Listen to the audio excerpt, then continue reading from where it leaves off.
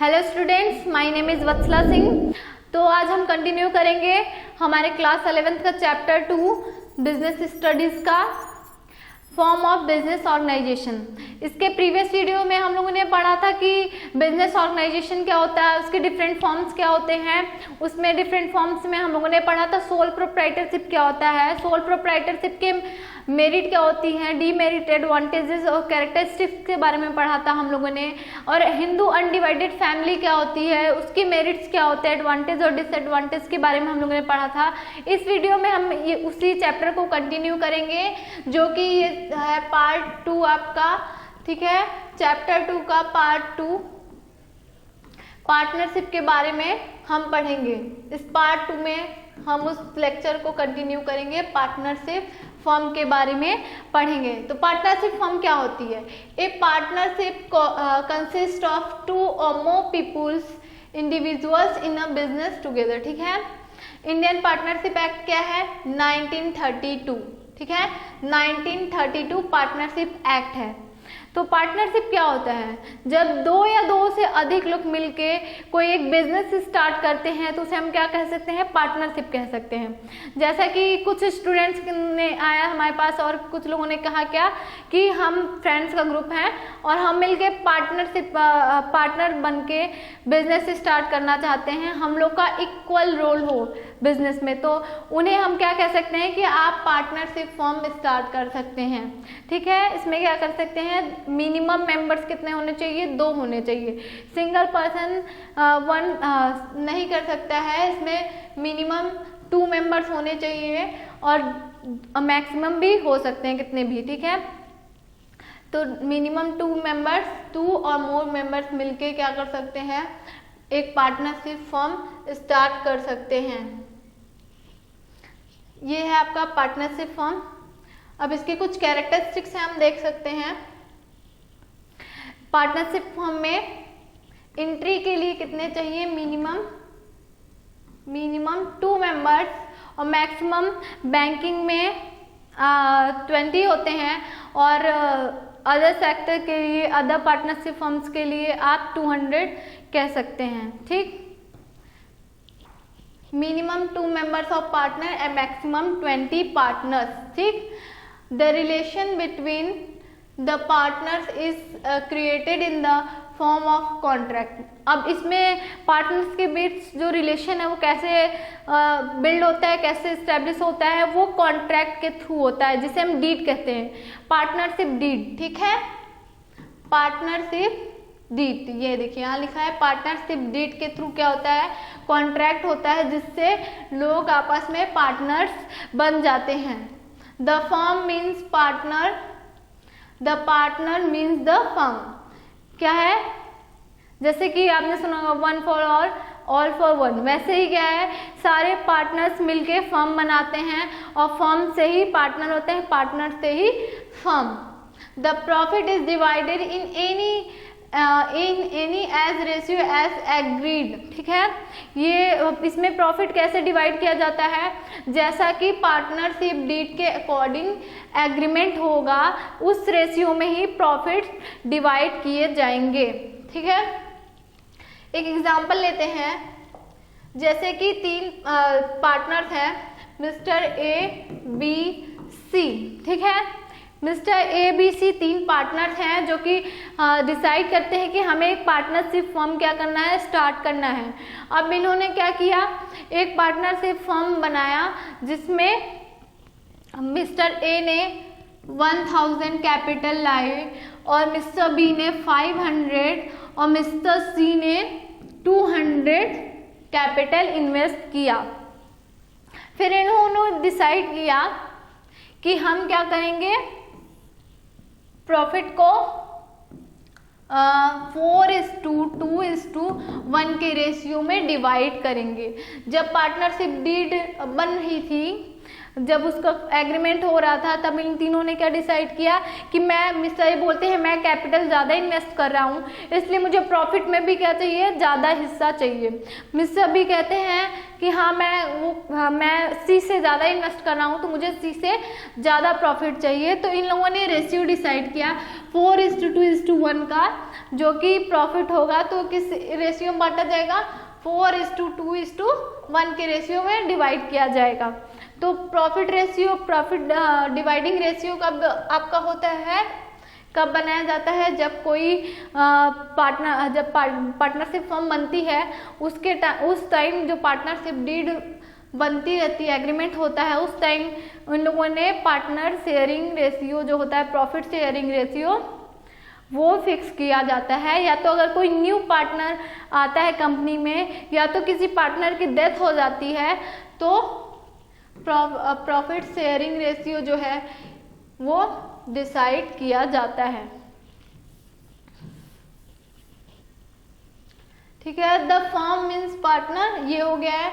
No partner can sell or transfer his interest in the firm to anyone without the consent of other partners. अगर कोई partner चाहे कि मैं अपना profit किसी और पार्टनर को ट्रांसफर कर दूं तो अदर पार्टनर जब तक अपनी कंसेंट नहीं देते, जब तक एग्री नहीं हो जाते उस बात पे, तब तक वो ऐसा नहीं कर पाएगा। ठीक है, तो अगर कोई पार्टनर अपना इंटरेस्ट किसी और को ट्रांसफर करना चाह रहा है तो उसके लिए क्या ज़रूरी है कि जो बाकी के पार्टनर्स हैं उस बात पे एग्रीड हों। ठीक है, बाकी के पार्टनर्स का एग्री होना बहुत ज़रूरी है। एडवांटेजेस ऑफ पार्टनरशिप, अब पार्टनरशिप के क्या एडवांटेज हैं, इजी फॉर्मेशन, पार्टनरशिप के लिए भी बहुत ज़्यादा लीगल फॉर्मेलिटीज़ पूरी करने की ज़रूरत नहीं होती है, इसका फॉर्मेशन भी इजी हो सकता है। अगर जो ग्रुप ऑफ पार्टनर्स हैं या पीपुल्स हैं उन लोग आपस में डिसीजन लेके एग्रीमेंट करके इजीली क्या कर सकते हैं, पार्टनरशिप को बिल्ड कर सकते हैं, बना सकते हैं। लार्ज रिसोर्स, इसमें रिसोर्सेज क्या होते हैं, सोल प्रोप्राइटरशिप के मुकाबले ज़्यादा होते हैं। शेयरिंग ऑफ रिस्क, इसमें रिस्क कोई एक सिंगल पर्सन को बियर नहीं करना होता है, इसमें रिस्क क्या है, सभी पार्टनर्स के ऊपर होता है। ठीक है, सारे पार्टनर्स मिलकर रिस्क को बियर करते हैं। Better management and flexibility of operation, इसमें मैनेजमेंट का काम इजली हो जाता है और अच्छे से हो सकता है और इसमें ऑपरेशन में भी क्या होती है, फ्लेक्सिबिलिटी होती है। अब इसमें मैनेजमेंट का काम कैसे अच्छे से होता है, मान लीजिए 3 पार्टनर थे ए बी सी, अगर कोई डिसीजन लेना रहा तो वो तीनों आपस में डिस्कस करके जो बेस्ट डिसीजन होगा वो डिसीजन लेंगे अपने फर्म के लिए। या तो अगर मिस्टर ए कहीं चले जाते हैं तो उस फर्म को, पार्टनरशिप फर्म को बंद करने की ज़रूरत नहीं है, मिस्टर बी और सी क्या कर सकते हैं, वो उसको मैनेज कर सकते हैं, रन कर सकते हैं। ठीक है, और सोल प्रोप्राइटरशिप में अगर जो ओनर है वो कहीं चला जाएगा तो उसको क्या करना पड़ेगा, अपना बिजनेस बंद करके कुछ दिनों के लिए जाना पड़ेगा, जिससे क्या होगा कि बिजनेस का ऑपरेशन बिल्कुल बंद हो जाएगा, बिल्कुल नहीं होगा और प्रॉफिट नहीं हो पाएगी। और पार्टनरशिप में ऐसा नहीं है, अगर कोई एक पार्टनर कहीं चला जाता है तो वो क्या हो सकता है, तो भी अदर पार्टनर्स जो हैं उस बिजनेस को कैरी कर सकते हैं, उसको रन कर सकते हैं। तो इसमें मैनेजमेंट अच्छा होगा और ऑपरेशन भी इजली अच्छे से हो सकता है। ठीक है, नो कॉर्पोरेट इनकम टैक्स, इसमें भी कोई कॉर्पोरेट इनकम टैक्स पे करने की कोई ज़रूरत नहीं है। Subject to fewer regulation as compared to companies. ठीक है, इसमें कंपनी से अगर हम कंपेयर करें तो उतने ज़्यादा रूल्स और रेगुलेशन फॉलो करने की ज़रूरत नहीं है। ठीक, डिसएडवांटेज क्या है पार्टनरशिप के, पार्टनरशिप फर्म में क्या होता है, अनलिमिटेड लायबिलिटी। जैसा कि एचयूएफ में भी हम लोगों ने पढ़ा, कर्ता की लायबिलिटी क्या थी, अनलिमिटेड थी, पर जो को पार्टनर्स थे उनकी लायबिलिटी क्या थी, अदर मेंबर्स थे उनकी लायबिलिटी लिमिटेड थी। और सोल प्रोप्राइटरशिप में हम लोगों ने क्या पढ़ा था, अनलिमिटेड लायबिलिटी थी। तो यहाँ पे पार्टनर्स की अनलिमिटेड लायबिलिटी होती है और लाइफ क्या होती है, लिमिटेड होती है। यहाँ पे अगर आप पार्टनरशिप में बनाते हैं अपना फर्म तो अगर किसी पार्टनर को कुछ हो जाता है तो वो पार्टनरशिप डीड वहीं पे ब्रेक हो जाती है, तो आप फिर उसके बाद न्यू पार्टनरशिप कंटिन्यू कर सकते हैं, या तो वो पार्टनरशिप वहीं पे टूट जाती है। ठीक है, जब तक पार्टनर्स है तब तक ही बिजनेस है। डिफिकल्ट टू रेस कैपिटल, यहाँ भी कैपिटल को रेस करना बहुत ही डिफिकल्ट होता है, क्योंकि आप शेयर डिबेंचर इशू नहीं कर सकते हैं पार्टनरशिप में। चांस ऑफ डिस्प्यूट, यहाँ पे भी डिस्प्यूट के चांसेस होते हैं, क्योंकि मेंबर्स जो है पार्टनर्स हैं आपस में उन लोग के थॉट्स क्या हो सकते हैं, डिसमैच कर सकते हैं, या फिर अलग थॉट्स या डिसीजन के वजह से क्या हो सकता है, डिस्प्यूट के चांसेस हो सकते हैं। तो ये कुछ डिसएडवांटेज थे। अब हम पढ़ेंगे ज्वाइंट स्टॉक कंपनी के बारे में। ठीक है, ज्वाइंट स्टॉक कंपनी ये क्या होता है? A joint stock company is a voluntary association of people who contribute money to carry on business. ठीक है, ये पार्टनरशिप जैसे हम लोगों ने पढ़ा, 2 या 2 से अधिक लोगों का मिलके क्या होते हैं, एक पार्टनरशिप डीड के थ्रू पार्टनरशिप फर्म बना सकते हैं। वैसे ही होता है एक ज्वाइंट स्टॉक कंपनी, लेकिन इसमें क्या होता है, पार्टनरशिप और ज्वाइंट स्टॉक कंपनी में क्या डिफरेंस है? उसमें हम लोगों ने पढ़ा कि वहाँ पार्टनरशिप की लायबिलिटी क्या होती है, लिमिटेड होती है, अनलिमिटेड होती है ना। जैसे सोल प्रोप्राइटरशिप में था अनलिमिटेड लायबिलिटी थी, पर ज्वाइंट स्टॉक कंपनी में जो होते हैं शेयर होल्डर्स होते हैं, उनकी क्या होती है, उनकी लायबिलिटी लिमिटेड होती है। और ये एक वॉलंटरी एसोसिएशन है पीपुल्स का, ठीक है, who contribute money to carry on business, जो कि बिजनेस को कैरी ऑन करने के लिए कंट्रीब्यूट करते हैं। कैसे? जैसे कि कोई कंपनी है, उसने 1000 का शेयर इशू कर दिया है। ठीक है, 1000 के शेयर इशू कर दिए, और लोग क्या करते हैं, जो पर शेयर होता है 10 रुपीज़ का, ठीक, 1000 शेयर इशू किए, 10 रुपीज़ पर शेयर, कितने का शेयर हो गया, 10,000। ठीक, तो अब आप अगर कंपनी में मेंबर बनना चाहते हैं, ओनर्स बनना चाहते हैं, तो क्या कर सकते हैं, ये जो 10 रुपीज़ का शेयर है आप इसको परचेस कर सकते हैं।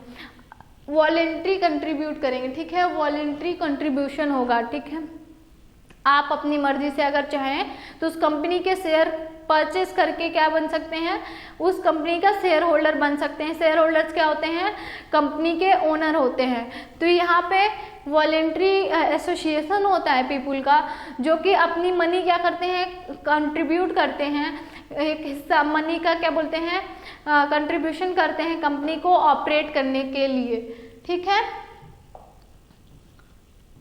कैरेक्टरिस्टिक्स क्या है कंपनी की, क्या हो सकता है, it is consider as separate legal entity. अभी तक हम पढ़ते आ रहे थे कि अगर आप सोल प्रोप्राइटरशिप स्टार्ट करते हैं और आपको जो ओनर है उसको कुछ हो जाता है, तो बिजनेस वहाँ क्या होगा, बंद हो जाएगा, बिजनेस खत्म हो जाएगा। ठीक है, क्योंकि ओनर और उसकी जो ओनर है और बिजनेस है उसकी एंटिटी सेपरेट नहीं है, दोनों को एक ही समझा जा रहा था।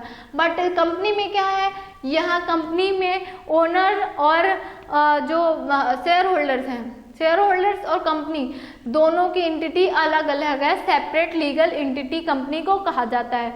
अगर शेयर होल्डर्स को कुछ हो जाता है या तो उस कंपनी के सीईओ को कुछ हो जाता है, तो भी कंपनी क्या होगी, रन करती रहेगी। इसका जो लाइफ है वो क्या है, परपेचुअल है। ठीक है, शाश्वत है, ये चलती रहेगी। It comes into formation after all formalities under Indian Companies Act 1956 are completed।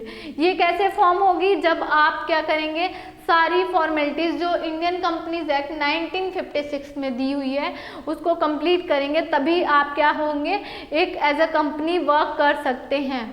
तो उसके लिए क्या जरूरी है, आपको फॉर्मेलिटीज पूरी करनी जरूरी है। इनकॉर्पोरेशन के बाद ही कंपनी क्या होती है, एग्जिस्टेंस में आती है। Management and ownership is completely separable. ठीक है, इसमें जो मैनेजमेंट रहता है और ओनरशिप रहती है वो बिल्कुल ही अलग होती है।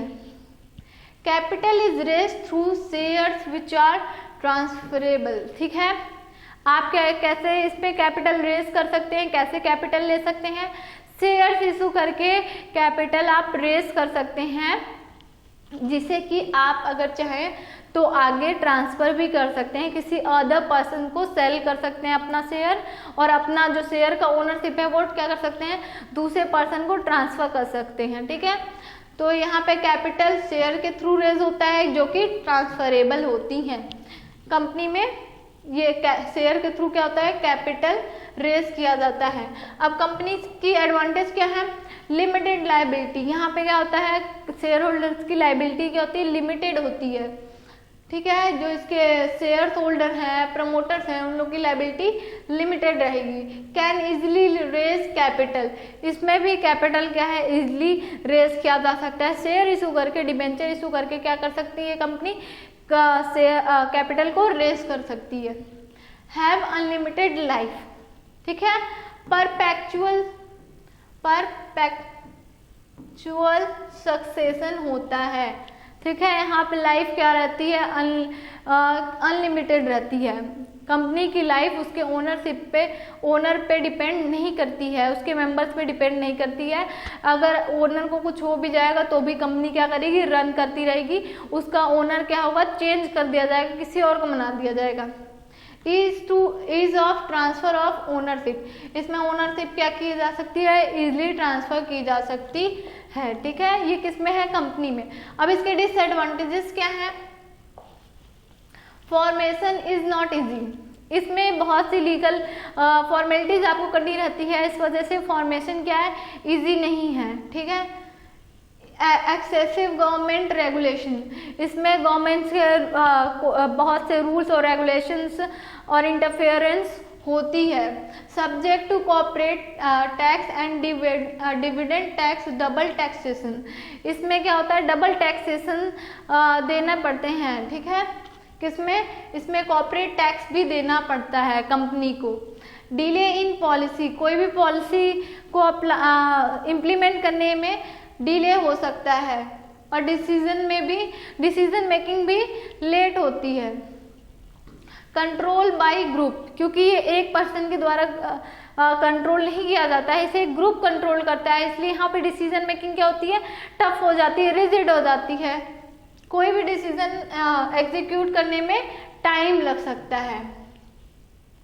अब कॉर्पोरेशन कितने टाइप्स की होती हैं, कंपनी की बात करें तो दो तरीके की कंपनी होती है, प्राइवेट कंपनी और पब्लिक कंपनी। ठीक है, दो तरीके की कंपनी होती है, प्राइवेट कंपनी और पब्लिक कंपनी। प्राइवेट कंपनी क्या होती है, closely held by few people, private company कुछ लोगों के द्वारा क्या होती है, हेल्ड की जाती है।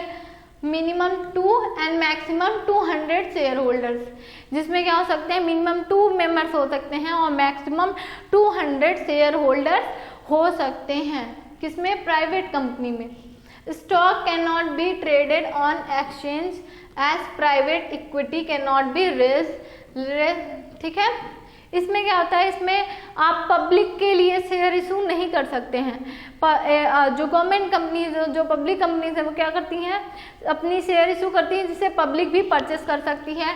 बट प्राइवेट कंपनी क्या है, अपने शेयर्स ऐसे इशू नहीं कर सकती है पब्लिकली। ठीक है, less regulation as compared to public company. ठीक है, अगर हम पब्लिक कंपनी से कंपेयर करें तो इसमें बहुत ज़्यादा फॉर्मेलिटीज़ कम करनी पड़ेंगी, मतलब पब्लिक कंपनी में ज़्यादा आपको फॉर्मेलिटीज़ करनी होती हैं, फेस करनी पड़ती हैं, और प्राइवेट कंपनी में कम। ठीक है, इसको रेगुलेट करना इजी होता है।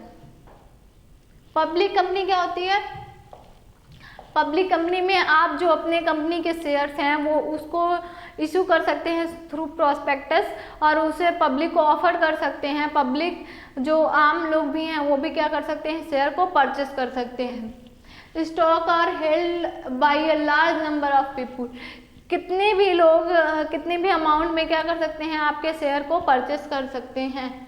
Minimum 7 share holders and no limit for maximum, यहाँ पे मिनिमम कितने मेंबर्स होने जरूरी है, 7 शेयर होल्डर्स का होना जरूरी है, और मैक्सिमम की कोई लिमिट नहीं है। ठीक है, can be listed on stock exchange, can go public. ठीक है, can be listed on stock exchange and go public. ये इसमें क्या कर सकते हैं, स्टॉक एक्सचेंज में रजिस्टर कराने के बाद लिस्टेड होने के बाद अपने शेयर्स को पब्लिकली इशू कर सकते हैं।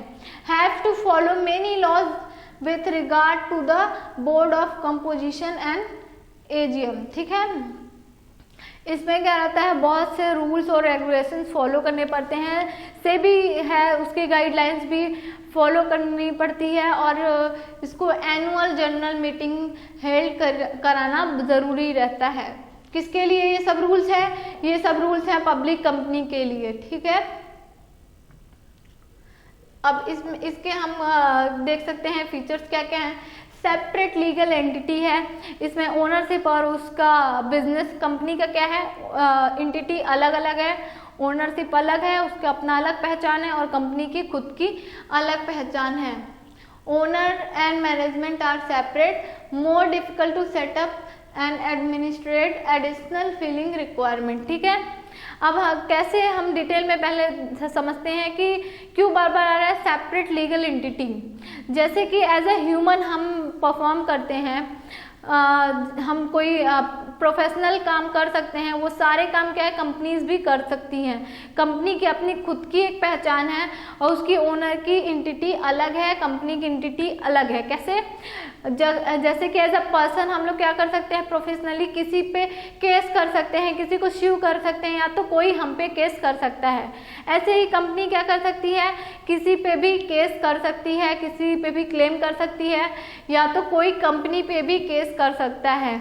ठीक है, अगर कोई कंपनी पे केस करता है तो इसका मतलब ये नहीं कि कंपनी के ओनर पे केस किया, कंपनी की अपनी खुद की एंटिटी रहती है, उसका खुद का कॉमन सील होता है। ठीक है, कॉमन सील होता है। कॉमन सील मतलब खुद का सिग्नेचर, खुद का साइन होता है, खुद का सिग्नेचर होती है कंपनी की, जो कंपनी के मोहर कहते हैं हम लोग। ठीक है, जिसे हम कंपनी का मोहर कह सकते हैं।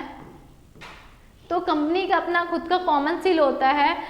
इस तरीके से क्या होती है, उसकी एंटिटी अलग होती है, उसका अपना खुद का अस्तित्व होता है और ओनर का अपना खुद का एंटिटी होता है। ठीक है, आज के लेक्चर में इतना ही, आगे का हम कंटिन्यू करेंगे। आप जो प्रीवियस में पढ़ाया गया है, प्रीवियस लेक्चर्स में भी पढ़ाया गया, उसे भी रिवीजन कर लीजिएगा। नेक्स्ट लेक्चर में फिर मिलते हैं। आज के लिए इतना ही, थैंक यू।